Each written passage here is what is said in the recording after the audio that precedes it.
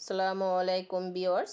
এই পর্বে আপনাদের সঙ্গে শেয়ার করব খুবই মজাদার শীতকালীন দুধকুলি পিঠা। এই পিঠাটা এতটাই লোভনীয় হয়, একবার খেলে বারবার খেতে মন চাইবে। এই পিঠাটা তৈরি করে না খেলে বুঝতেই পারবেন না যে কতটা টেস্টি হয়। আশা করছি ভিডিওটা ভালো লাগবে।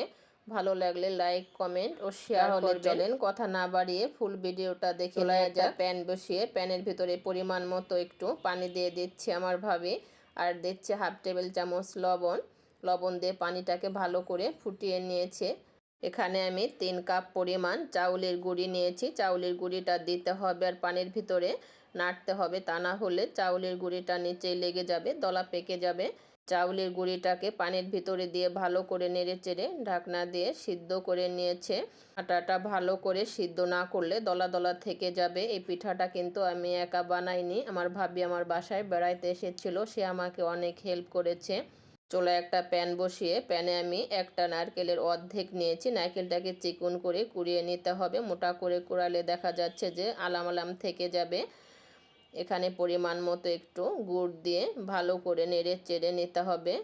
নারকেল ও গুড়টাকে বেশি ঝরঝরা করা যাবে না, একটু নরম অবস্থায় নেড়ে নামিয়ে নিতে হবে। নারকেলের ভিতরে আমার ভাবি সামান্য পরিমাণ একটু চাউলের গুঁড়ি দিয়েছে, চাউলের গুঁড়িটা দিলে সবচেয়ে ভালো হয়। হয়ে গেছে, নামিয়ে নিচ্ছে। চাউলের আটাটাকে চুলার থেকে নামিয়ে ভালো করে মুথে না নিলে দেখা যাচ্ছে যে দলা দলা থেকে যাবে। রুটিটা যখন বেলতে যাবেন তখন আপনার রুটিটা বেলতে সময় ছোট ছোট দলা দলা থাকবে, রুটিটা ভালো হবে না।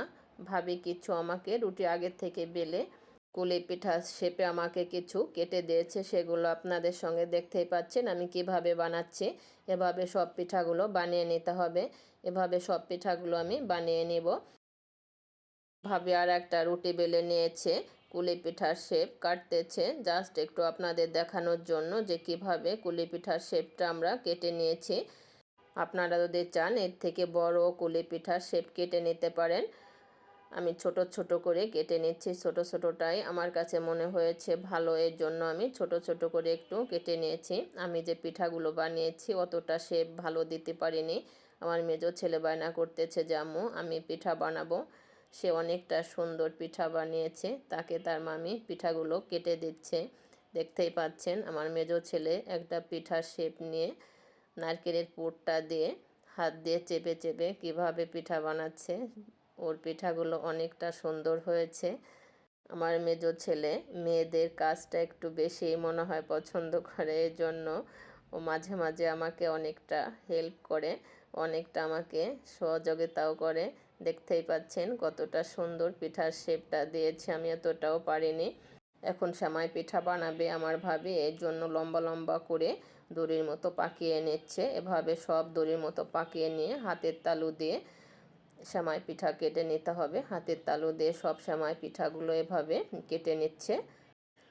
দুধ কুলি পিঠাগুলো হয়ে গেছে তৈরি করা, অনেকটাই সুন্দর হয়েছে। আর সেমাই পিঠাগুলো একদমও চিকন না, একদমও মোটা না, মিডিয়াম করে সেমাই পিঠাগুলো তৈরি করে নিতে হবে। একবারে যদি দেখা যাচ্ছে যে চিকন করে কাটা হয়, ওই ক্ষেত্রে আপনার সেমাই পিঠাটা ভেঙে যাবে। আমি আগের থেকে 2 কেজি দুধ জ্বালিয়ে চুলার পরে রেখে দিয়েছিলাম, দুধটা অনেকটা সর পড়ে গিয়েছে।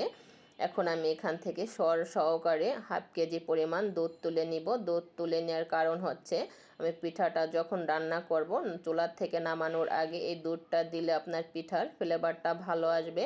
এখন আমি দুধের ভিতরে দিয়ে দিচ্ছি 2টা তেজপাতা, 2-3 টুকরা দারচিনি, 4-5টা এলাচি। এটা আপনারা যদি চান দিতে পারেন, তা না হলে আপনারা স্কিপ করতে পারেন। এটা জাস্ট একটু ফ্লেভারের জন্য আমি দিচ্ছি। শুকনা মশলাটা দিয়ে আমি দুধটাকে ভালো করে আর একটু জ্বালিয়ে নিব। দুধটাকে ভালো করে একটু জ্বালিয়ে নিয়েছি। এখন আমি দুধের ভিতরে দিচ্ছি 1/3 কাপ পরিমাণ খেজুরের গুড় দিচ্ছি। আমি এখানে ঝোলা গুড়টা ব্যবহার করতেছি, আপনারা যদি চান পাটালি গুড়টাও ব্যবহার করতে পারেন। আর নিয়েছি আমি 1/3 কাপ চিনি। আমি চিনিটা একটু কম দিচ্ছি কারণ মিষ্টিটা আমি একটু কম খাই, এর জন্য আপনারা যে যেমনটা মিষ্টি খান সেই অনুযায়ী সেই পরিমাণ মতো আপনারা মিষ্টিটা দিতে পারেন। দুধের ভেতরে এখন দিচ্ছি আমি সামান্য পরিমাণে একটু লবণটা আপনারা যদি চান দিতে পারেন, আর তা যদি না চান স্কিপ করতে পারেন। মিষ্টির ভিতরে হালকা একটু লবণ না দিলে মনে হয় যে কোন জিনিসটাই জানি দেওয়া হয়নি, ফ্যানসা ফ্যানসা লাগবে, খেতেও ভালো লাগবে না। দুধটাকে আমি ভালো করে একটু জ্বালিয়ে নিয়েছি। এখন আমি যে কুলি পিঠাগুলো বানিয়ে রেখেছিলাম সেই পিঠাগুলো দিয়ে দিচ্ছি। পিঠাগুলো দেওয়ার পরে পিঠাটাকে নাড়া দেওয়া যাবে না, রেখে দিতে হবে, রেখে জাল দিতে হবে। 5 মিনিট পরে দেখবেন পিঠাটা অটোমেটিকলি ফুলে গিয়েছে, ভেসে উঠছে ফুলে। দেখতেই পাচ্ছেন পিঠাটা ফুলে গিয়েছে। নাড়া দিলে পিঠাটা আপনার ভেঙে যাবে, তখন দেখা যাচ্ছে যে আপনার পিঠাটা ভেঙে দলা পেকে যাবে। আর যখন ফুলে উঠবে পিঠাটা তখন আর দলা পেকেও যাবে না, ভাঙবেও না। আমি পিঠাটাকে ভালো করে নেড়ে চেড়ে একটু বলক তুলে নিচ্ছি। ভালো করে একটু আমি নেড়ে চেড়ে 5 মিনিটের মতো বলক তুলে নিয়েছি। এখন আমি এর ভিতরে দিয়ে দিব যে সেমাই পিঠাগুলো বানিয়ে রেখেছিল সেই সেমাই পিঠাগুলো দেওয়ার পরে আলতো হাতে আপনার নাড়তে হবে। আলতো হাতে হালকা একটু নেড়ে চেড়ে রেখে দিতে হবে। আর যদি জোর করে দেখা যাচ্ছে যে নাড়তে যান, ওই ক্ষেত্রে আপনার সেমাই পিঠাটা ভেঙে যাবে, ভেঙে যে আপনার পিঠাটা দলা দলা হয়ে যাবে। আমি পিঠাগুলোকে দেওয়ার পরে আলতো হাতে একটু নেড়ে নিয়েছি। এখন আমি পিঠাটাকে ভালো করে একটু জ্বালিয়ে নিব 5 মিনিটের মতো। আর একটু আমি সেমাই পিঠাটা দেওয়ার পরে জ্বালিয়ে নিব। পিঠাটা বেশি নাড়াচাড়া দেওয়া যাবে না, তাহলে ভেঙে যাবে। আমি হালকা একটু নেড়ে চেড়ে পিঠাটাকে ভালো করে আমি একটু বলক তুলে নিচ্ছি। পিঠাটাকে আমি ভালো করে জ্বালিয়ে নিয়েছি, এখন আমি নেড়ে চেড়ে নিচ্ছি। আর পিঠাটা ভালো করে না জ্বালানোর পরে নেড়ে চেড়ে নিলে দেখা যাচ্ছে যে আপনারা নাড়তেই থাকবেন। ওই ক্ষেত্রে আপনার পিঠাটা ভেঙে যাবে আর পিঠাটা আটা আটা হয়ে যাবে, পিঠাটা একদমই গলে যাবে, আস্ত আস্ত থাকবে না। পিঠাটা প্রায় হয়ে আসছে। এখন আমি পিঠার ভিতরে দিয়ে দিচ্ছি ওই যে হাফ কেজি পরিমাণ দুধ তুলে রেখেছিলাম সর সহকারে, সেটা এখন দিচ্ছি। এই দুধটা এখন দেওয়ার কারণ হচ্ছে এই পিঠাটা খেতে সময় অনেকটা ফ্লেভারও আসবে, ঘ্রাণ ঘ্রাণ লাগবে।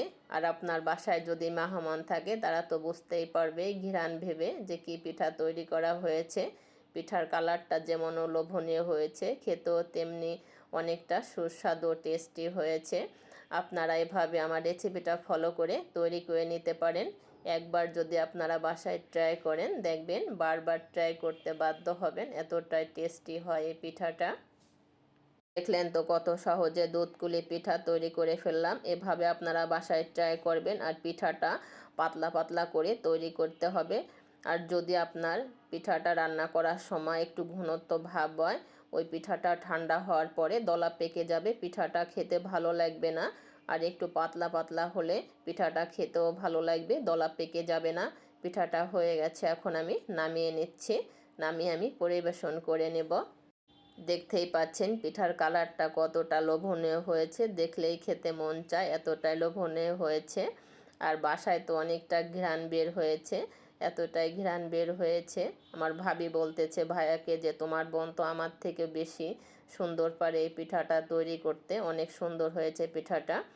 আপনাদের কাছে কেমন লেগেছে ভালো লাগলে কমেন্ট করে জানাবেন। আর বেশি বেশি করে শেয়ার করবেন, লাইক করবেন, আর অবশ্যই আমাকে সাপোর্ট করবেন। ইনশাল্লাহ আপনারা যদি সাপোর্ট করেন অনেক দূরে এগিয়ে যেতে পারবো। আর যারা এখন আমার ইউটিউব চ্যানেলটিকে সাবস্ক্রাইব করেনি চ্যানেলটিকে সাবস্ক্রাইব করে রাখবেন। সবাই অনেক অনেক ভালো থাকবেন, সুস্থ থাকবেন। আল্লাহ হাফেজ।